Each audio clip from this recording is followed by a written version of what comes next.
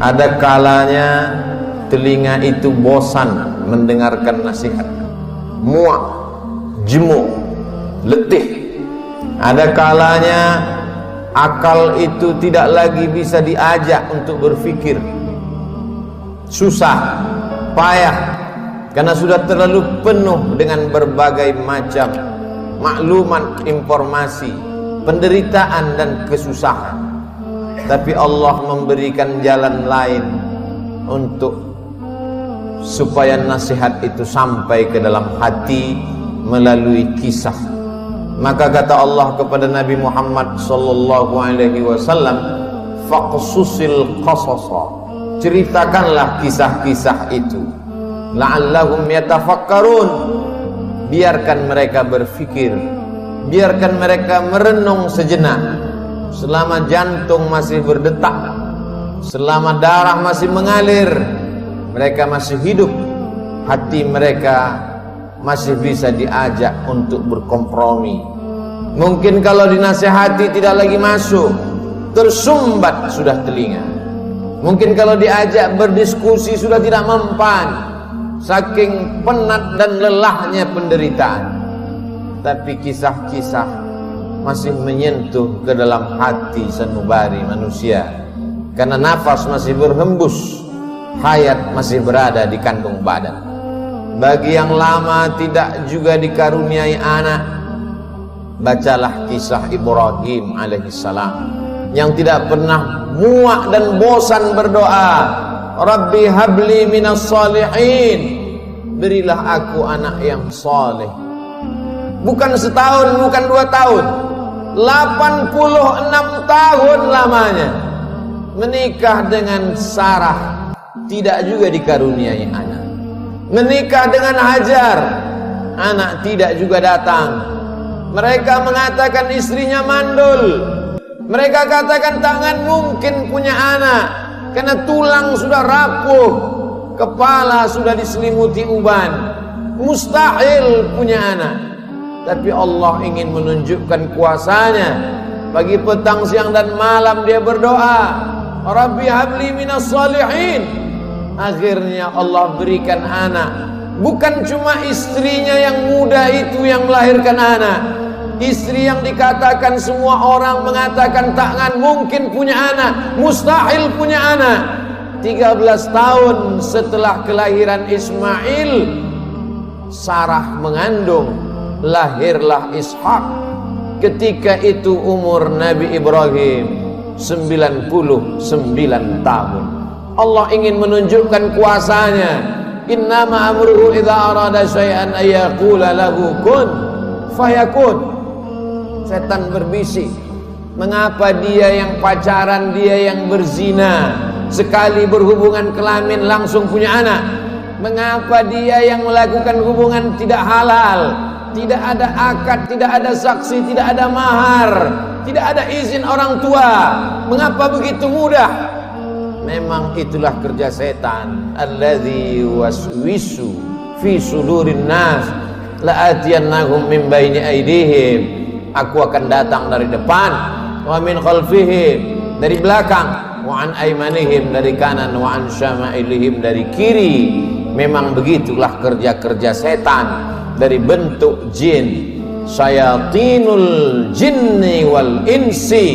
Ada pula setan yang berbentuk manusia, yang kerjanya menghangat-hangatkan hati, memanaskan perasaan, sehingga mendidih bergejolak sampai pada mencaci maki Tuhan. Beristighfarlah, minta ampun kepada Allah.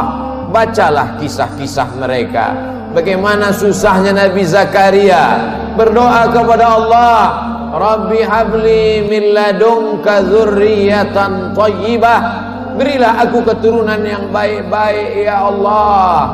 Allah berikan keturunan yang baik. Anak itu bernama Yahya, seorang perempuan lama tidak punya anak, namanya Hannah. Dia berdoa kepada Allah, Rabbi ya Allah, inni aku nazartu, bernazar, laka ma fi batni muharrarah. Kalau aku punya anak, kalau aku bisa mengandung, anakku ini akan kujadikan muharrara khalisan li khidmati Baitul Maqdis.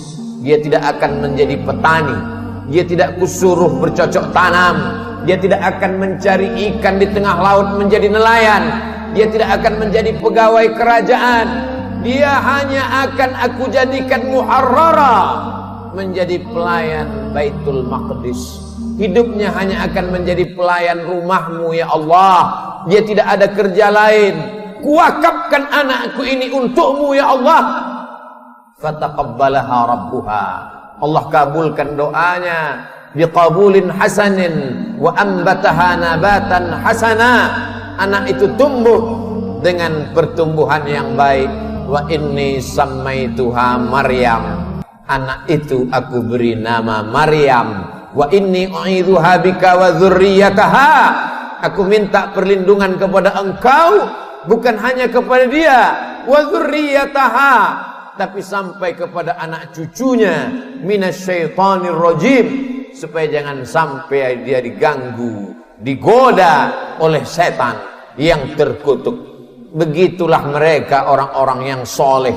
Ibrahim, Zakaria, Hanna, suaminya Imran, satu surat khusus untuk mereka. Nama suaminya Imran, nama istrinya Hanna. Hanna melahirkan anak Maryam, Maryam melahirkan anak Isa. Mereka orang yang dekat dengan Allah, tapi tetap diuji oleh Allah. Mereka orang yang dipilih Allah, tapi hidup mereka juga penuh dengan penderitaan dan kesusahan. Lalu siapa kita yang baru sekali dua menempelkan kening ke lantai, bermunajat kepada Allah, merasa hidup mesti senang, hidup mesti tenang, hidup mesti kenyang, padahal kita tak layak untuk menenteng sandal alas tapak kaki mereka. Kita bukan apa-apa dan kita bukan siapa-siapa. Bagi yang hidupnya selama ini berada di istana yang megah dan cantik, penuh dengan emas berlian permata harum semerbak, tiba-tiba tercampak dan terbuang, bacalah kisah Musa alaihissalam. Dibesarkan di istana Fir'aun, lengkap dengan pelayan, makanan pakaian terjaga bersih rapi, penuh dengan dayang-dayang. Sampai akhirnya dia melihat ada dua orang yang sedang berkelahi. Fawakazahu Musa. Musa melerai, jangan kalian bergaduh, jangan berkelahi. Tapi kedua orang ini tidak juga menghentikan perkelahiannya. Fawakazahu Musa. Musa meninju dan memukulnya. Orang yang dipukul itu mati. Dan kebetulan yang mati itu adalah masyarakat kelas atas, masyarakat keluarga Fir'aun. Musa takut. Dia pergi bernaung di bawah kayu yang rindang sambil berpikir meninggalkan istana Fir'aun yang megah, gagah, perkasa. Ketika Nabi Muhammad SAW Isra Mi'raj, Nabi melihat dari Burak turun ke bawah. Dia lihat ada pohon yang rindang di tengah gurun pasir. Nabi bertanya kepada Jibril alaihissalam, pohon apa itu Jibril? Jibril menjawab, itulah pohon tempat bernaungnya Musa alaihissalam ketika dia terusir dari istana Fir'aun. Ayah tidak ada, ibu tidak ada, istri tidak punya, anak apalagi, sebatang kara, terbuang jauh dari istana. Satu-satunya berpegang teguh hanya kepada Allah. Orang yang bersama dengan Allah hatinya menjadi ramai walaupun dia di tengah kesunyian. Orang bersama dengan Allah dia bahagia walaupun dia dalam kesusahan dan penderitaan. Orang yang bersama dengan Allah tak pernah putus asa. Bersama dengan harta akan binasa, bersama dengan kemegahan, kemuliaan, jabatan akan berakhir. Bersama dengan dia, siapa dia? Al-Hayyu Maha Hidup. Bersama dengan dia, siapa dia? La ta'khudhuhu sinatun wala naum. Dia yang tak mengantuk dan tidak tidur. Ternyata itu hanya skenario Allah. Allah ingin melepaskan Musa dari kungkungan harta benda, dari cengkraman kekuasaan Fir'aun terlaknat. Allah ingin mempertemukan Musa dengan guru yang bijaksana, Syuaib namanya. Dari kejauhan Musa melihat orang ramai. Ternyata mereka ngantri untuk mengambil air di sebuah sumur tua yang pintunya tertutup batu yang besar. Tidak sanggup mereka menggeser batu itu, walaupun mereka berkumpul beramai-ramai. Musa dengan kekuatan yang dititipkan Allah menggeser batu itu. Dengan mudahnya tutup sumur terbuka. Nabi Musa melihat ada perempuan yang jauh di barisan belakang. Dia panggil perempuan itu untuk mengambil air. Ternyata perempuan itu membalas budi Musa. Dia mengajak Musa untuk berjumpa dengan ayahnya, karena ayahnya lama mencari pengembala kambing. Apa kata si anak? Inna khaira man ista'jartal qawiyul amin.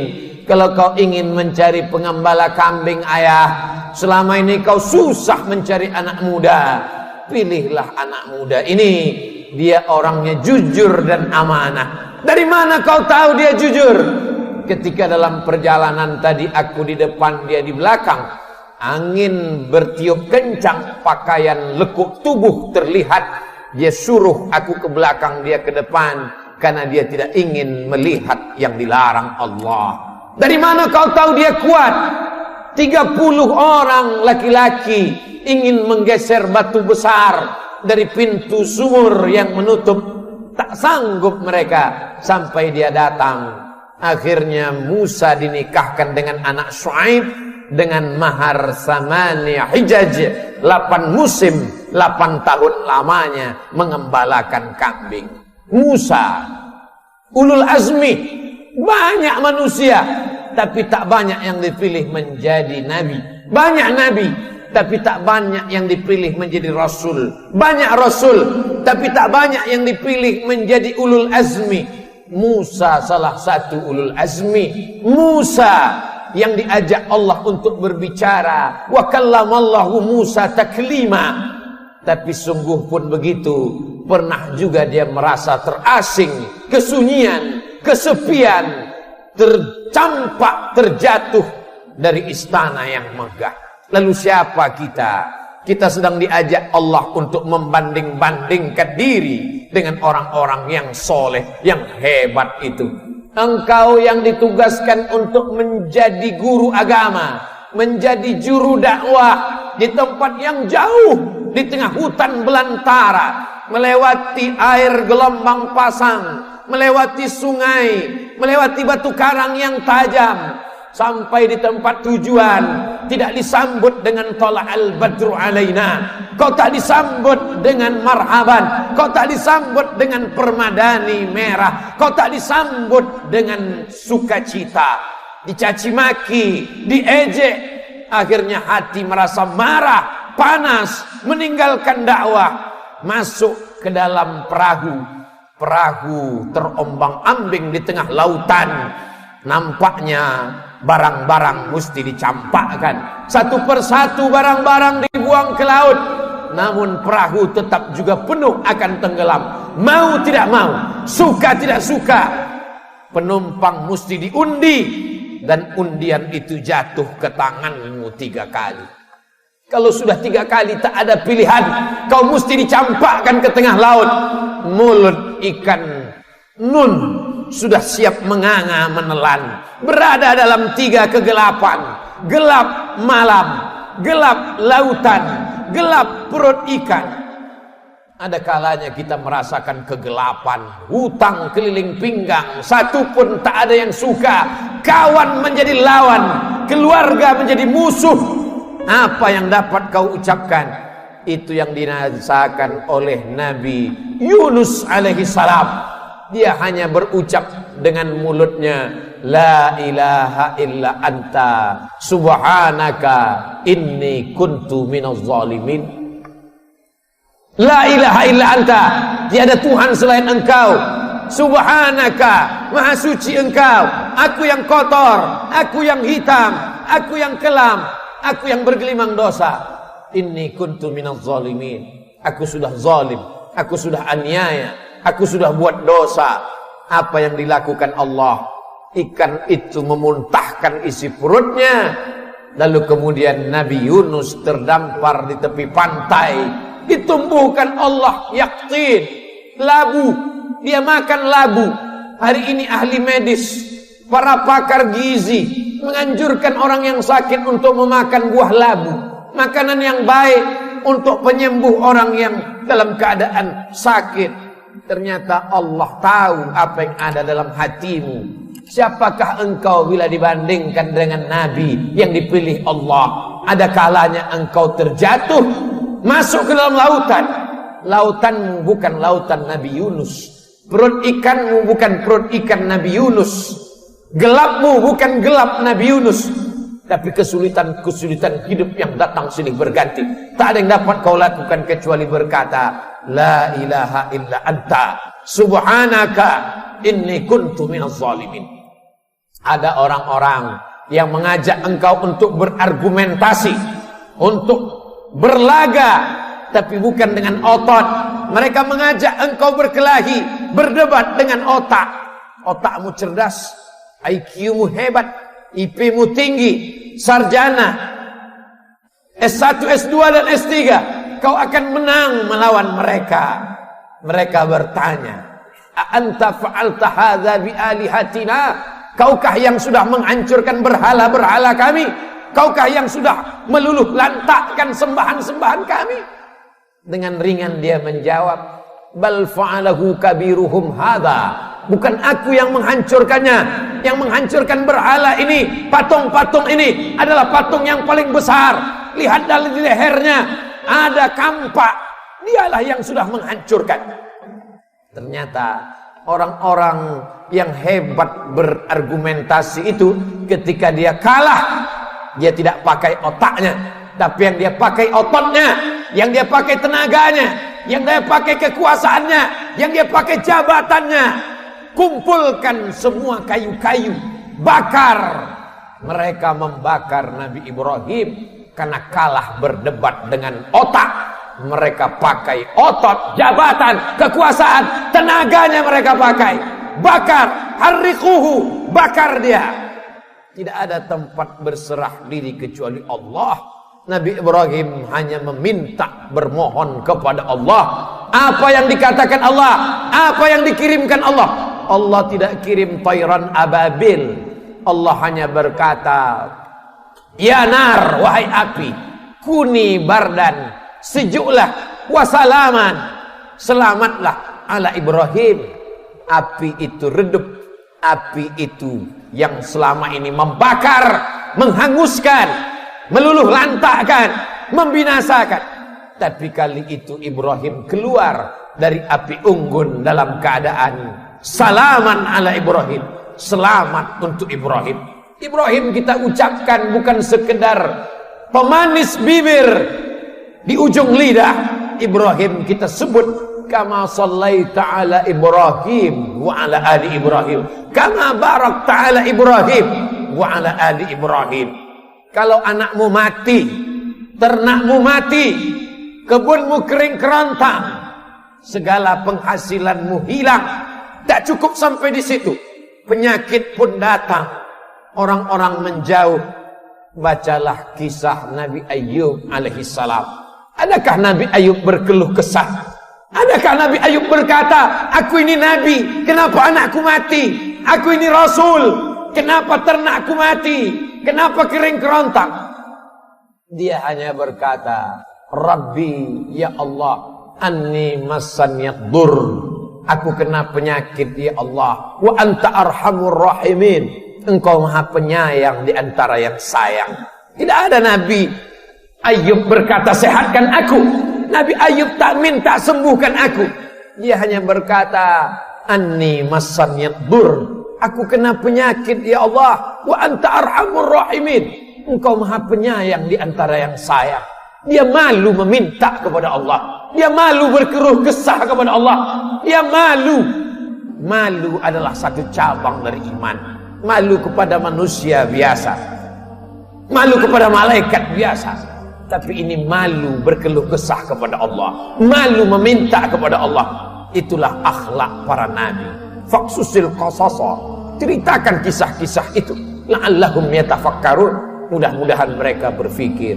Kembali kepada Al-Quran, baca Al-Quran, baca terjemah, baca kisahnya, menyejukkan hati, menenangkan jiwa. Barakallahu li wa lakum fil Qur'anil azim wa nafa'ani wa iyyakum bima fihi minal ayati wadh-dhikril hakim wa taqabbala minni wa minkum